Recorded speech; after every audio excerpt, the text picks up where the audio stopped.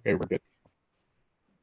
Good evening, everyone. I would like to welcome you to the study session and public hearing of the University City Council on June 15th, 2020. Though this is a study session, due to the fact that we are having a public hearing, I will ask the city clerk to call the roll. Councilmember Clay. Present. Councilmember Hills. Here. Councilmember Kusick. Here. Councilmember Smotherson. Here. Sorry about that. Here. Mayor Crowe.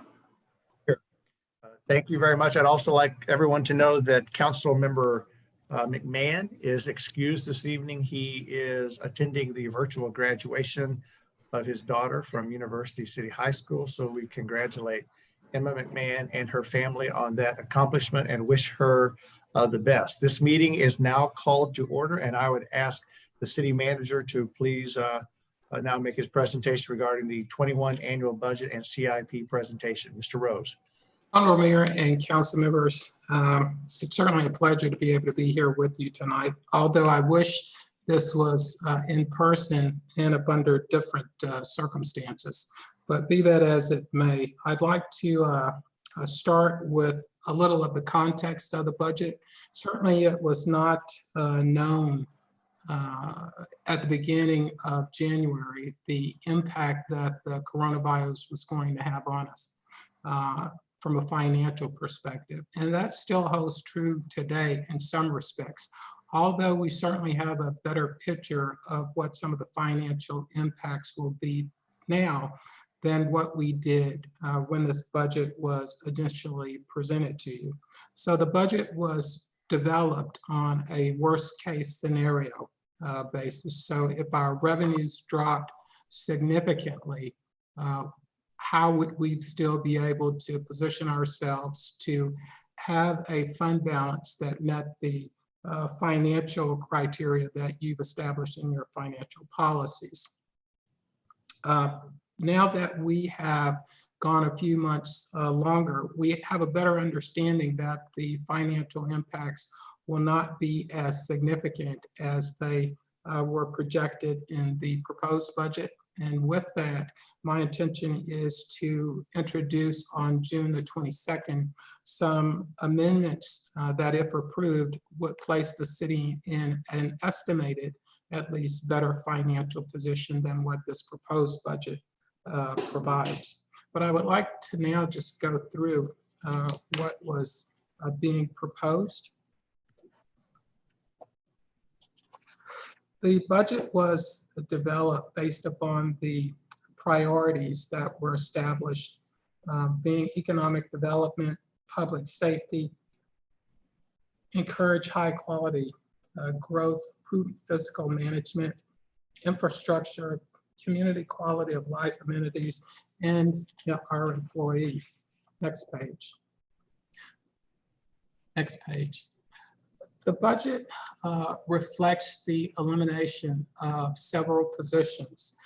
And with that, the organization structure had to change. So I am proposing to eliminate the economic development department and combine those functions with the planning and zoning department.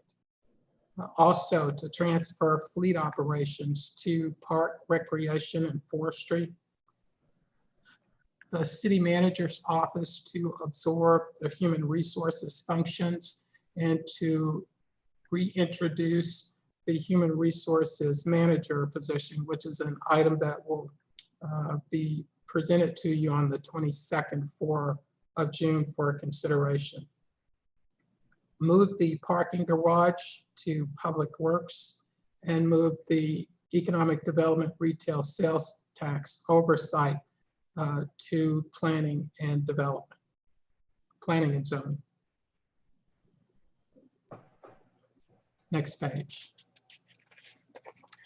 This simply presents an example of what a amount of taxes that we typically see from a property tax bill, and it reflects the amount in yellow and highlighted that the city of University City receives from that property tax. Next page. This is just an example of what a calculation of a home with an assessed value of $38,000, what that would mean in property taxes for a university city.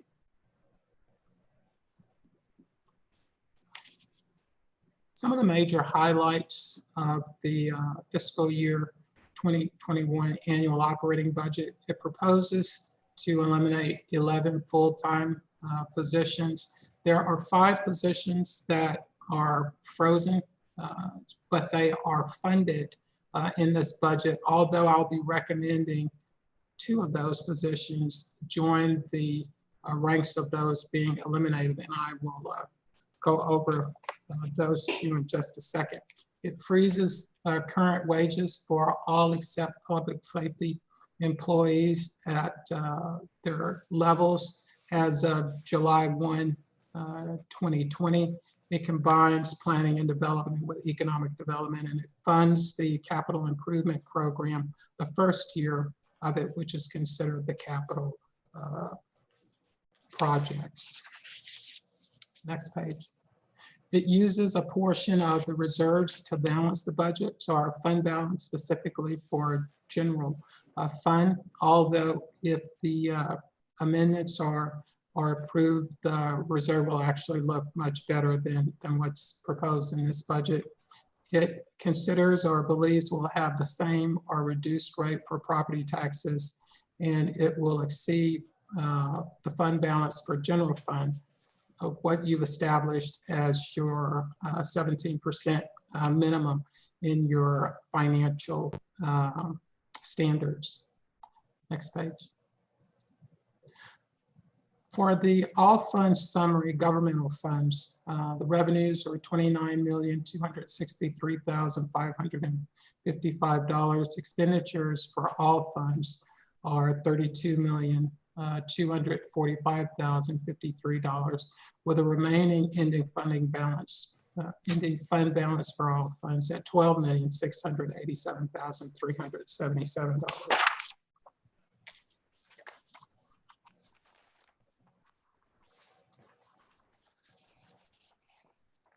Revenue sources are pretty self-explanatory for all funds, consistent with what was just highlighted. Next page. This just shows you a exploding pie chart of the revenue sources and identifies on a percentage basis the amount of revenues that we receive, are estimated to receive in FY 2021. Next page.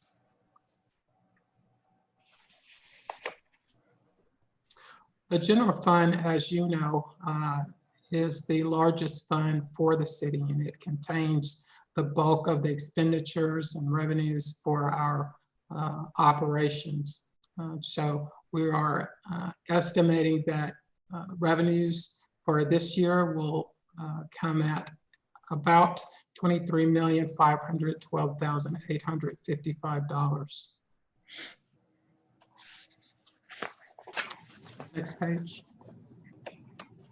This is a exploding pie chart, again, just a representation of the various revenues that we anticipate receiving.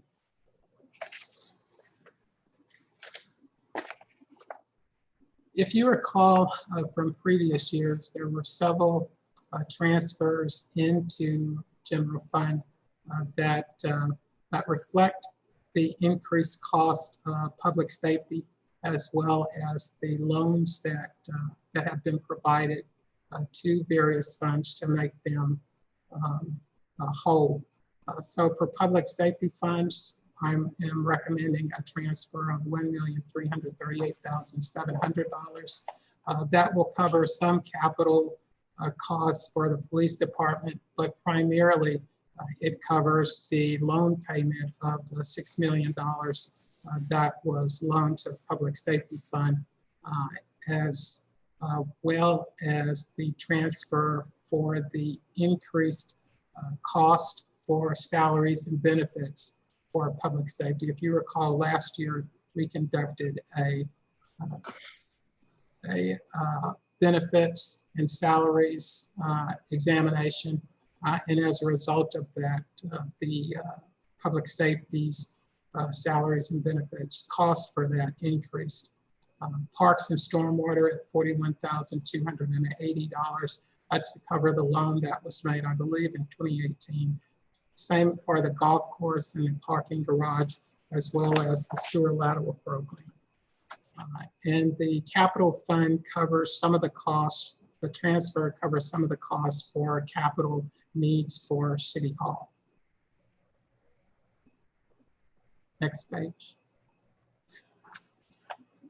We modified how fleet operations was going to be budgeted this fiscal year in 2020. Now, instead of funding that, we do a transfer out of general fund to the fleet operations, or fleet internal service fund. This is the amount roughly at that time that we believed would be needed for the transfer.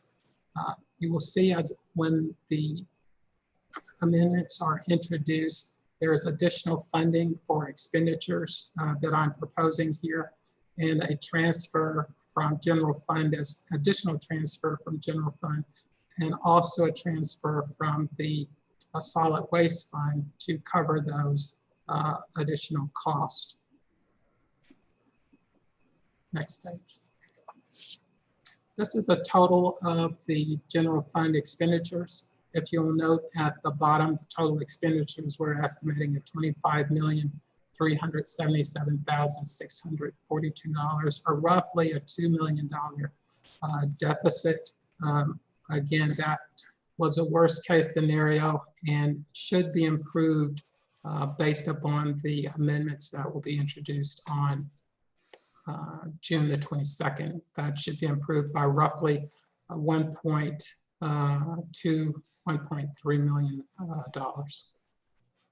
Next page.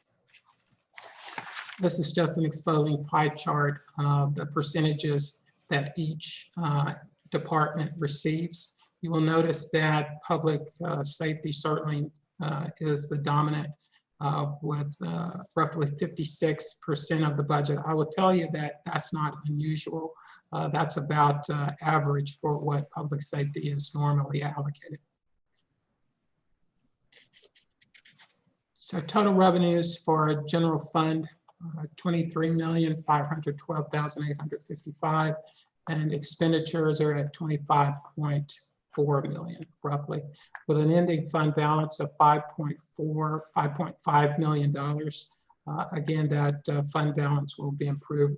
Currently, it sits at about 22% of when compared to expenditures, but that will increase by roughly $1.2 million. Next page. I just want to review some of the highlights of the various departments. For the city manager's office, again, I'm proposing to eliminate the economic development director position, shift fleet maintenance to park, recreation, and forestry. Also, elimination of the human resources director position. We'll be proposing to reintroduce the human resources manager position. I'm also proposing to eliminate one of the fleet mechanic positions. For the finance department, it primarily maintains current service levels in that area. I will, if we could just back up, I will be recommending the elimination of one, that's okay, you keep it, of one accountant position out of the finance department. Okay, now next page. Municipal court, it remains at the current service levels. Next. Police department, it maintains current staffing levels. This is one of the public safety departments, and so it's intended that they would receive their typical merit increases, although there is no cost of living allowance increase for any of the departments. It funds a speed reduction trailer, a police vehicles replacement at $140,000 roughly, and a speed reduction equipment. Fire, similar to police, public safety department, so it budgets their merit increases, but not a cost of living increase. It funds the fire marshal vehicle equipment for our drone program, as well as it funds the Lucas chest compression equipment. And this is just an automated chest compression, so it enables compression to extend longer because it's a mechanical device, whereas you're not having as much human involvement. So that's something that Chief Henson is excited about the opportunity to have in his department. Public Works, I'm proposing to eliminate 2 custodian positions, eliminate 1 facilities maintenance supervisor position, eliminate 2 light labor positions, and eliminate 1 heavy equipment operator position. Next page. It allocates $60,000 for street improvements, $378,000 for curb and sidewalk repair. It funds a dump truck that's needed, and it funds roughly $400,000 for city facility improvements. That would include City Hall as well as other facilities that are in need of maintenance. City Manager Rose, Yes. did you mean 600,000 for street improvements? Yes. You said 60,000. Oh, I'm sorry, it's 600,000. So Okay. yeah, 600,000 for street improvements is correct. Next page. Oh, okay. It funds $80,000 for the Canton Street improvements. It absorbs the increase of the landfill cost. It absorbs the recycling cost. It continues or it switches the parking garage oversight to Public Works, and it funds the replacement of a road tractor. Next page. Up under planning and development, I'm proposing to eliminate 1 of the planner position. I'm proposing to eliminate 1 multidiscipline inspector. With regards to both the planner as well as the multidiscipline inspector, primarily the multidiscipline inspector, much of that is contingent upon the workload that planning will have next fiscal year. If there continues to be a very robust building in University City, certainly 1 major project that we're all aware of. If that comes online, then certainly we're going to need to add back in that multidiscipline inspector. If there is multiple site plans that are being proposed for University City, then I'll end up revisiting the planner position likely mid-year. But we still are uncertain at this point the impact that the coronavirus is going to have long-term on the development community. It provides oversight of the recycling projects. This is a shift of Jenny Witt's position from Public Works to planning and development. Jenny is going to assist with economic development, sales tax program as well, and she'll continue to oversee the recycling projects. Park, Recreation, and Forestry. It funds Accurate Park renovation, Heman Park trail repairs, also funds Heman Park pool improvements. Next page.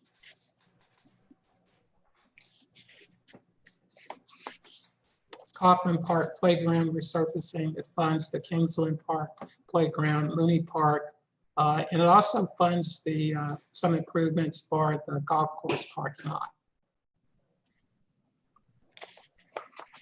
I want to talk very briefly about just a summary of the other funds. Public Safety Sales Tax Fund, we anticipate $1,448,500 with expenditures of $2,653,510. There's a question regarding the buildup of the fund balance for public safety sales tax. What is happening there is that if you recall, you authorized a loan of $6 million to the public safety sales tax. So that is where that loan amount is reflected minus the expenditures that have occurred to date. That's primarily the bulk of the fund balance in that fund. Next slide. For capital improvement fund, we are running a very thin fund balance in this fund. With that, I will likely not move forward with some of the capital projects if approved until mid-fiscal year, just to ensure that we are receiving the revenues that we anticipate. So we anticipate about $1,756,000 with expenditures of $1,935,467. Next slide. Park and Stormwater Fund. We're anticipating revenues of $700,000 with expenditures of $713,000. You may recall this is one of the funds that you provided a loan to. So it still is carrying a very healthy fund balance and also being able to be in a very good financial position to repay the loan to general fund. Next slide. The Economic Development Retail Sales Tax Fund, these are the estimated revenues. Again, this will go up some based upon the modifications of the revenue projections. This is roughly the expenditures. That's primarily salary, as we have allocated about half of the Planning and Zoning Director, Clifford Cross's salary to EDRSD, since he has oversight of that fund now. The fund balance does not reflect, as noted here, the $1 million that's being taken out for the Small Business Assistance Program. So that would be modified depending upon what the outcome of that program is. It'll reflect a more accurate fund balance once we have it. Next slide.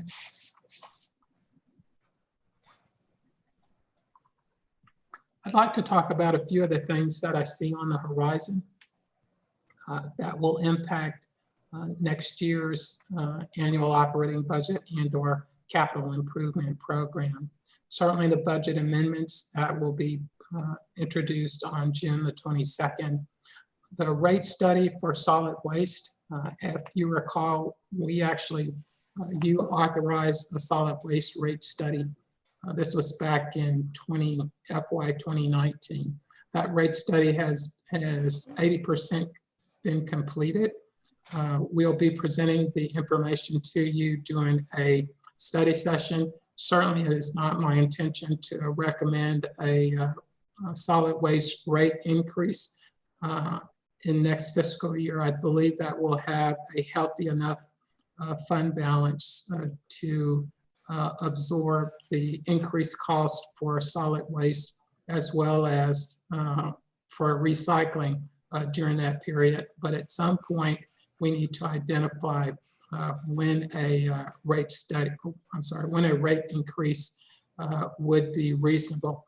One of the challenges that we have is that we're not replacing our trucks at the rate that we should. So we're squeezing additional life out of them, but at some point that's going to be cost prohibitive. Similar situation for the golf course. I think we're one of the lowest rate golf courses in the region.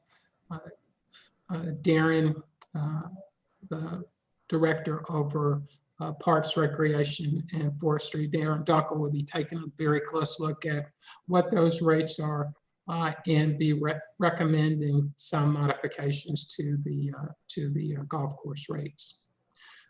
And it goes without saying that the COVID-19, the coronavirus, is having significant impacts on our revenues. You need to look no further than the loop to identify some of those impacts. What those will be long-term and how long they will last, don't have any answers for you. But certainly as long as we don't have a vaccine for the coronavirus, those financial impacts will last. So the budget was structured in a manner that will enable us to sustain ourselves, not just for next fiscal year, but for multiple years. I believe the scientists believe that the coronavirus will be with us for approximately 2-3 years. But what if they're wrong and it actually lasts longer? I think that we have to position ourselves so that we can sustain ourselves regardless of how long the virus remains with us. I received some questions from council members. Would you like for me to respond to those questions now, or are there other questions?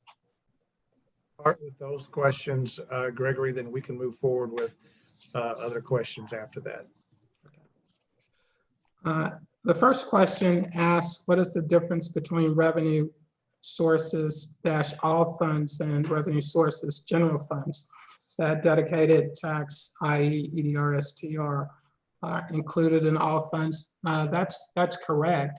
The all funds reflects the enterprise funds such as the parking garage or the sanitation solid waste fund. Also, it reflects the special districts such as Parkview Gardens and the Loop Special Business District, and it also includes the library. So if you look at the general fund, it simply covers the revenue stream that is only allocated for a general fund purpose. Indeed, even the public safety fund, which could legitimately be incorporated up under the general fund, is sectioned out to its own fund. And the reason for that is the mayor and council wanted to ensure greater transparency for that funding source. The second question is, if Prop P fund is a dedicated tax with specific spending stipulations akin to EDRST, why does it have a fund balance of 4.4 million, given it seems we have spent all of the funds we received from the tax? And again, you authorized a loan to the Prop P, or to the public safety fund. I believe this was back in 2018. And so the bulk of those of the fund balance reflects that loan. The city has a significant number of employees, and HR is always a risk area. How will HR risk be managed without an HR director? I think that there are two ways. One, certainly I'm recommending a HR manager. I will likely need to give greater oversight, but also we'll end up continuing to contract with an experienced human resources director. And I believe that support will certainly assist the HR manager in those functions.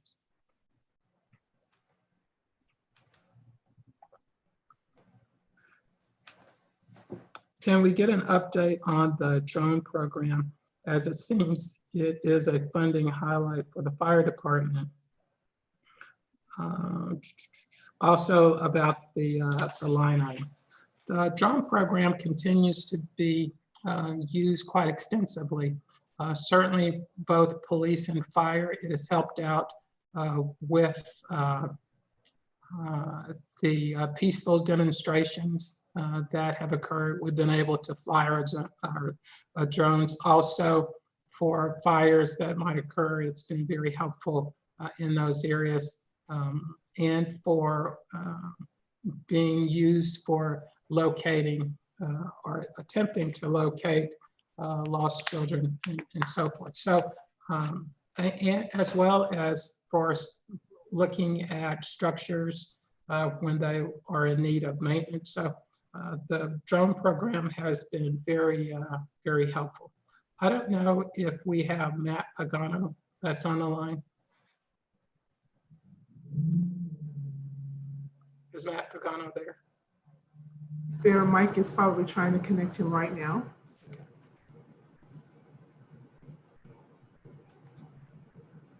City Manager Rose, I asked this question. I wasn't necessarily looking for a full throated response now.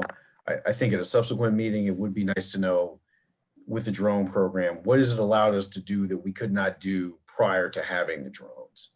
I think we have Matt on the line now, so he can answer that question, but also he will respond to the question about overtime. And that, I believe, was going to be the next question. Chief? I with the drone program, mostly what we've been able to accomplish is try to use it across the city to benefit each and every department. With the mapping software and the maps that the drones are able to draw, the Parks Department's able to take measurements and things that they normally would have gone out to the park, measured things by hand. They can literally click on their computer screen and it gives them all the information that would normally take a day in minutes. We're also using it currently.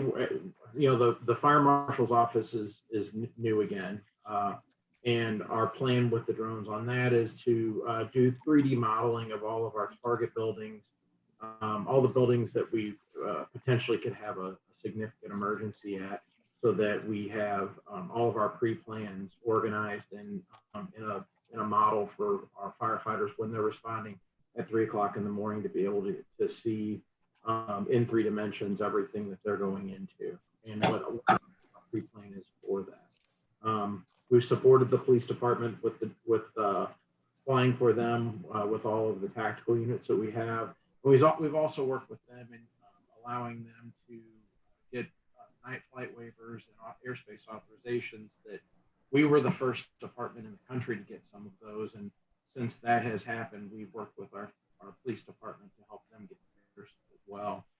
So it's one of those things that we look at it as not just a fire department resource, but a citywide resource, and we think that it's a force multiplier in many ways, but it also saves time and makes us more efficient. Matt, could you also discuss briefly the overtime? Yes, sir. And why that has been modified? The overtime was budgeted last year at $50,000. We have exceeded that. We've done COVID overtime because we've placed a third ambulance in service when our COVID numbers were higher. And obviously with COVID, disinfection of the ambulances is paramount so that we don't have cross-contamination with other patients. So that's increased our numbers, but our normal numbers prior to bringing back the ambulances were always higher than the $50,000 budget. What we tried to do was look at what we did before. So whenever we had ambulances before, prior to 2015, they budgeted right around $300,000 for overtime, and we stayed within that budget without any complications. We had a minimum staffing of 12 people at that time. Whenever the ambulances went away, our minimum staffing, we were down to 7 people per day. So there were only 7 firefighters on duty on any given day as a minimum. And so the overtime was quite a bit less. But then whenever we applied for and got the $1.9 million grant from FEMA, we also agreed that we would maintain the national standard of NFPA 1710, which dictates that we maintain a 13-man minimum staffing. So whenever we first brought these people on board before the ambulances started, we were able to keep the overtime down to a minimum because all we were doing was staffing the 2 fire trucks and the battalion chief's vehicle. But since that we've brought the ambulances back, our staffing has gone up to a minimum of 13 firefighters on duty at any given time. And what we wanted to do was we looked at all of the paid time off that is accumulated by each of the members of the department and how that shook into our schedule. And we felt that this was a more realistic number. And obviously it's more consistent with what our numbers have been in the last 8 months that we've had the ambulances back. So. I would also just highlight what Chief Pagano is stating regarding the impacts of the COVID-19 on fire. We were very fortunate that we had the ability to staff the 3rd ambulance. I think there were multiple calls to the city of University City, so the mutual aid was being stretched. And so Chief Henson moved forward with putting that 3rd ambulance in place. I don't believe that it's in place now, but it's good to know that it is there in case we need it. Certainly there is concern about the fall and whether we will see a significant spike in cases during the fall. So is that accurate, Chief Pagano? Yes, sir. Right now we are running the 2 ambulances. The 3rd ambulance is available if we need it. We're watching our COVID call numbers as well as our regular, standard call volumes. And Chief Wilmoth, medical officer, is, keeping an eye on that and watching the turnaround times on the disinfection of units, so that if we do have a spike and our times are stretching, we may have to reinstitute the 3rd. I will also add that we were able to get reimbursement from FEMA or the county. We're still waiting to hear from the county executive as to what he's going to do with CARES funds that were distributed to the county. We certainly believe that those funds, and council approved a resolution that they should be allocated to the incorporated cities in St. Louis County on a basically a per capita basis. But even if that falls through, we still have the ability to get reimbursement for our public safety cost from FEMA or SEMA. Did that respond to the 2 questions that you had, Councilmember Clay? I know that there were more and I haven't finished those, but I want to make sure that before Yes, I go on. yes, and I cut out for a little bit, but please move forward. Okay. Chief Pagano, thank you. Very welcome. Thank you. The next question has to do with the elimination of the multidiscipline inspector and how it might impact our ability to address problem properties. The multidiscipline inspector does not impact the environmental inspections.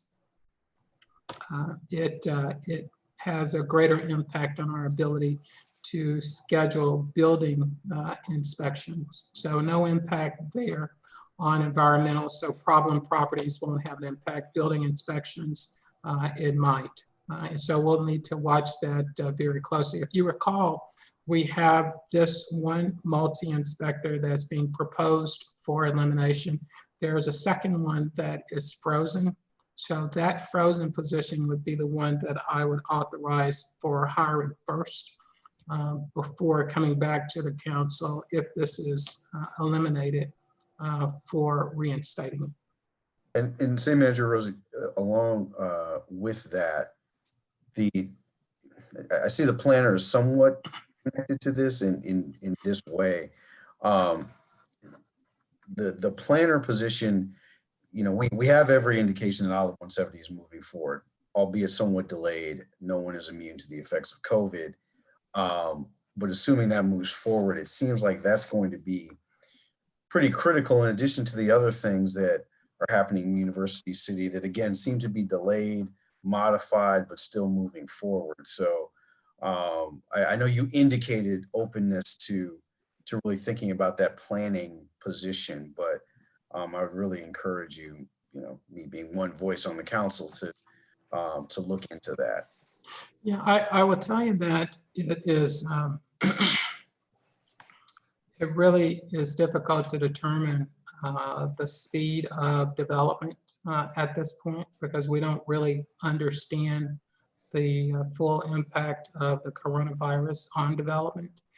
The budget is structured, and you can always add those things back in if we learn that development is such that it enables us to pay for that position with development fees. But the budget was really structured in a manner that looks at the worst case. So what if these things don't come to fruition? How do we position ourselves so that we're sustainable over a very long period of time? Now, make no mistake, I think that all the positions that I am proposing to be eliminated are positions that I would like to have, I would like to keep, because I will tell you that I never imagined myself in a position of asking you to eliminate positions at this point. I thought at worst, I'd just be making some slight modifications. But that said, no one ever anticipated having a pandemic.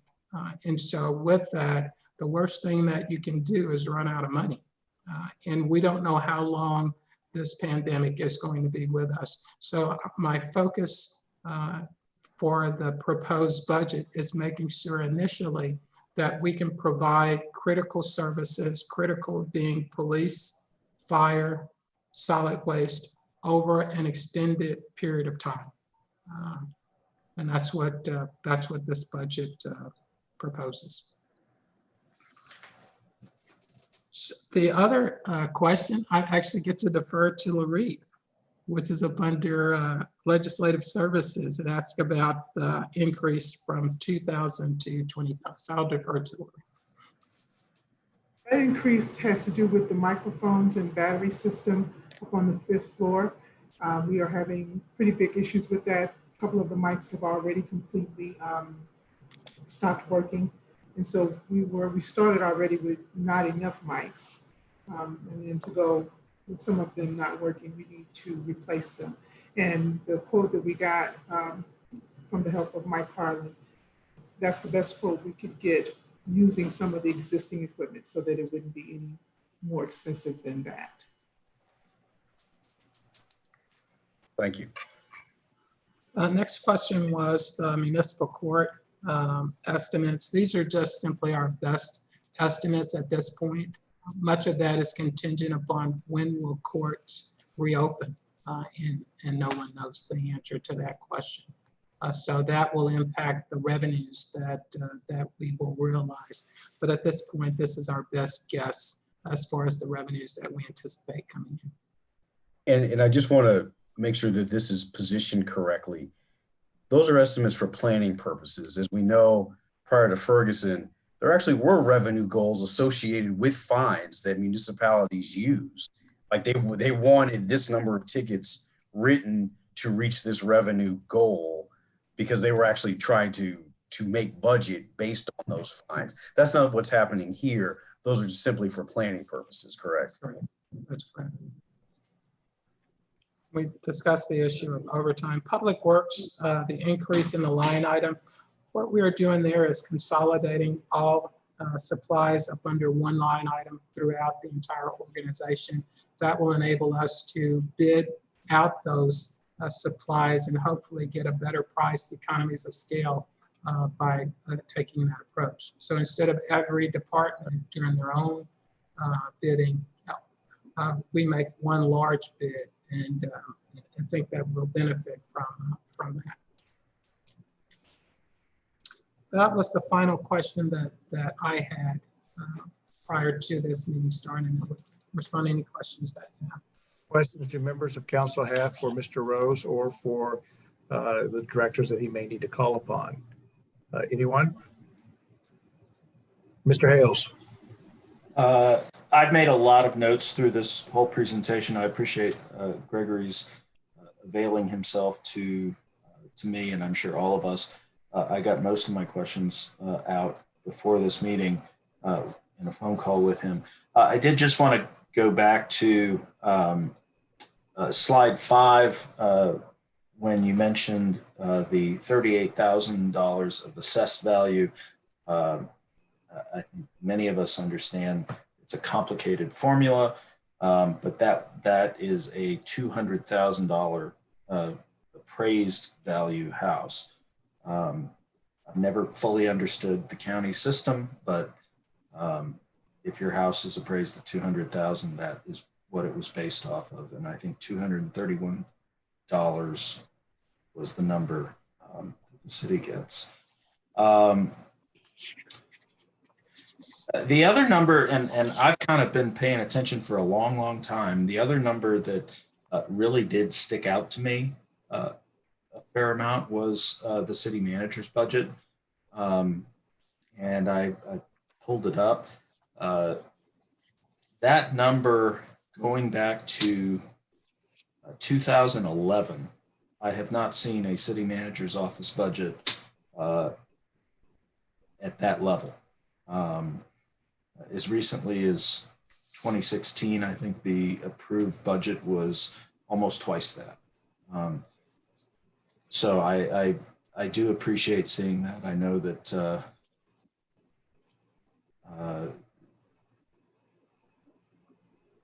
city manager is very much wanting to be accountable, but that's I think a very key improvement. And then the other thing I just want to say is, at a time like this, I cannot appreciate more that we brought this ambulance service back in-house. To know that our neighbors are there to come in, and that they know that we are there to come in with everything that is going on. I am very thankful that we unanimously did that. So thank you very much. Thank you. Other questions? Mr. Kusick. Thank you, Mayor. Mr. Rose, I just have a couple of questions on the slide on page 25. It says that there's $600,000 allocated for street improvements. Excuse me, it seems I'm always picking on the streets. Is this in line what we've been working on the last couple of years to catch us up on our street improvements? Or, because I didn't get a chance to look at the last year's budget, but is this a decrease or an increase, or is this about staying the same? This is a slight decrease in the amount. And one of the reasons for that is we've had our challenges in trying to spend it all. So in the past, we'd allocated 700,000. So this is a $100,000 reduction. But we have average spending about 500,000, between 400,000 and 500,000. So this is certainly based upon the amount of staff that we have adequate. Now, at some point, we're going to drill down on how do we better spend those additional fundings.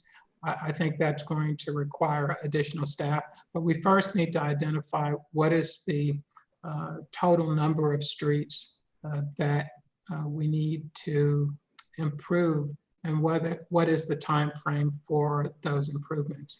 We have done a good job, I think, of trying to identify those streets over a 5-year period. I think that once we are hopefully out of this situation with the coronavirus, we can really provide increased funding in that area. Good, thank you. And then $378,000 for curb and sidewalk repairs. Is this what is this for? Very briefly, what is this for? That is for the curb and sidewalk. In some instances, is to ensure that we are compliant with ADA requirements.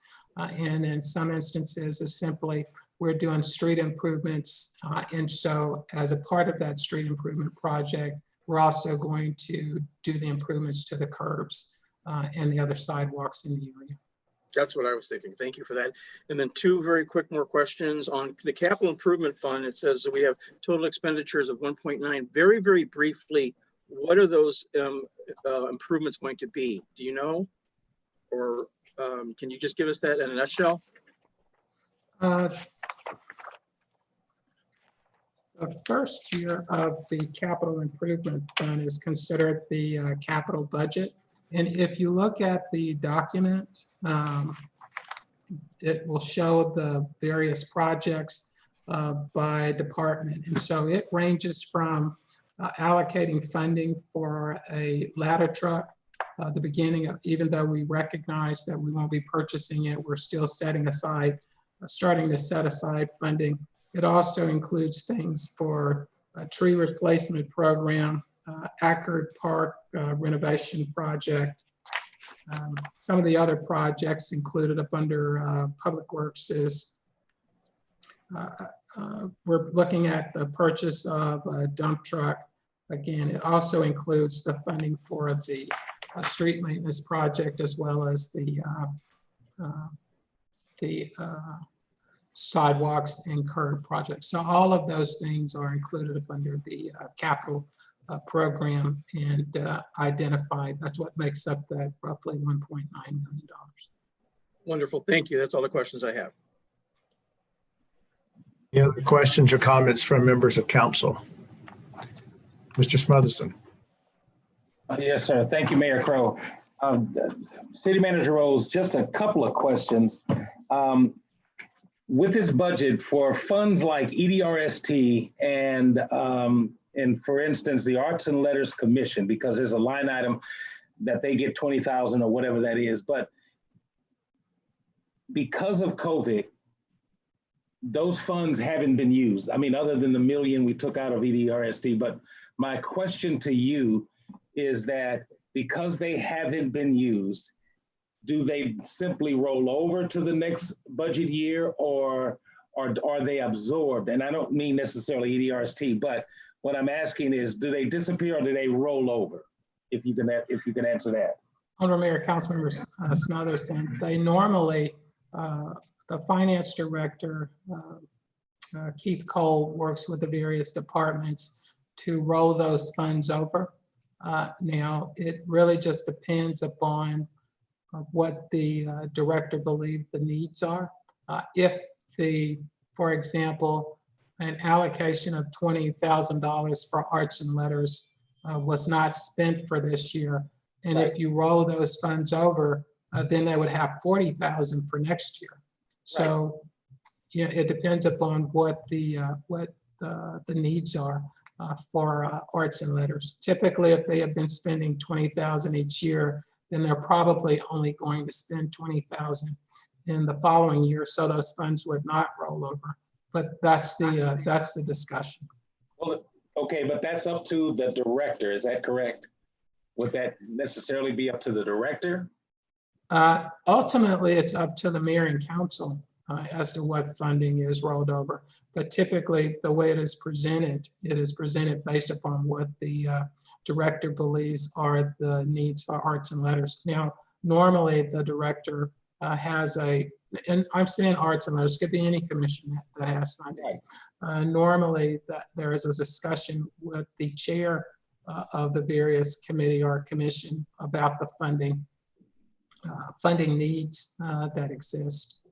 So this budget process has been a little disjointed in the sense that we have not been able to have the various meetings that we would during a normal year.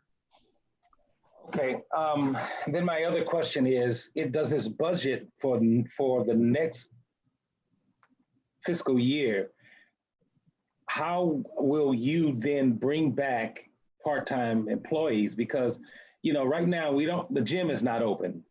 The pool is not open. So, and I know, and I understand that you're not planning to open the pool for this year. But for next year, how, in fact, does this budget have in it monies to actually do that, or does that become a budget amendment at some given point in time? Honorable Mayor, Councilmember Smotherson, that is one of the a part of the budget amendments that I'll be introducing on the 22nd. Because if you recall, we did not have the guidelines for the pools or for the gymnasiums or any of that when we were first constructing the budget. So the county executive could have very well had said, you can't open those at all. Now, I think that he has allowed some flexibility for that. So that's part of the amendments that will be brought forward on the 22nd. Okay, so again, and lastly, as you're aware, I believe the county has now opened, as of today, gyms are made available to be opened. And how does that stand for University City and Centennial Commons? I have asked Park and Recreation Director Darren Dunkel to develop a plan for the potential reopening of the gyms. I will end up having I'll provide that information to the mayor and council. It could be in the form of a work session. I will tell you that there is still strong concern about the opening of a gym and what impacts that might have on our community, whether that simply causes a spike. But I believe that the county executive is allowing it at 25% of capacity. So it's a conversation that I'll need to have with you, outlining what the risks are as we see them, and then at least give you a recommendation on the potential opening. Okay, thank you.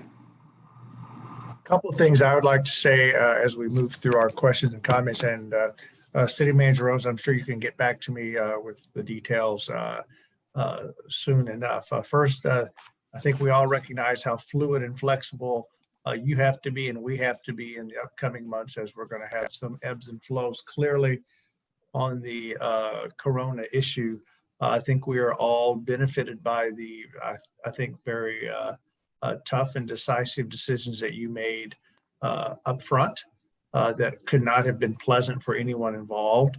And so I appreciate the fact that those decisions were made.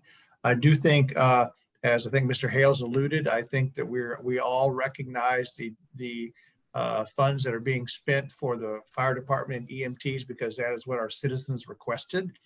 And I think we all recognize that and are appreciative that we have our ambulance service back.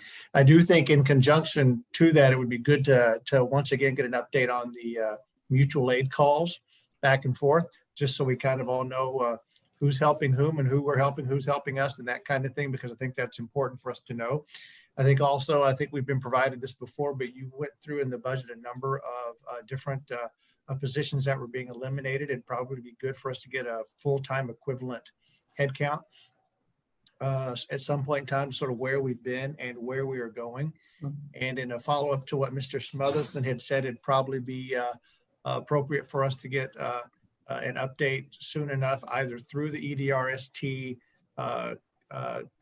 board itself or through staff, as to how the loan program is progressing. And I think clearly this loan program may need to have a life of its own for a period of time.